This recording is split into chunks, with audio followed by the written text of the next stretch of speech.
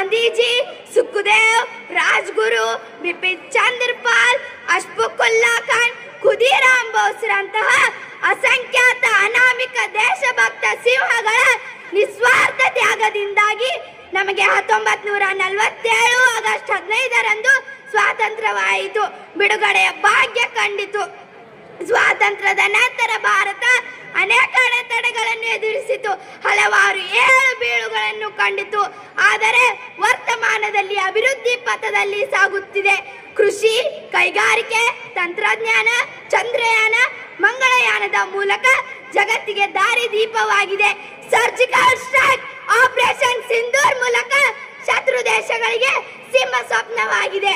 Make in India, made in India, stand up India, start up India ಎಂಬ ಆಯುಷ್ಮಾನ ಯೋಜನೆಗಳ ಮೂಲಕ ಸರ್ವ ಕ್ಷೇತ್ರದಲ್ಲೂ ಸ್ವಾವಲಂಬನೆ ಸಾಧಿಸುತ್ತಿದೆ.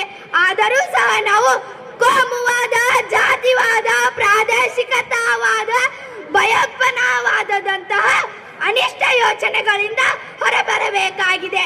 ನೇಷನ್ ಫಸ್ಟ್, ಸೆಲ್ಫ್ ನೆಕ್ಸ್ಟ್ ಎಂಬ ದೇಶಭಕ್ತಿ ತತ್ವ ಅನುಸರಿಸಬೇಕಾಗಿದೆ. ಎಲ್ಲ ಪಂಥಗಳಿಗಿಂತ ಮನುಷ್ಯ ಪಂಥ ದೊಡ್ಡದು ಎಂದು ಅರ್ಥ ಮಾಡಿಕೊಳ್ಳಬೇಕಾಗಿದೆ. ಕುವೆಂಪುರವರ ಮನುಷ್ಯ ಪಥ, ವಿಶ್ವಪಥ ನಮ್ಮ ದಾರಿಯಾಗಬೇಕಾಗಿದೆ. ಮನುಷ್ಯ ಜಾತಿ ತಾನೊಂದೇ ಅವಲಂ ಎಂಬ ಉಕ್ತಿಯಂತೆ ಸಾಗಬೇಕಿದೆ.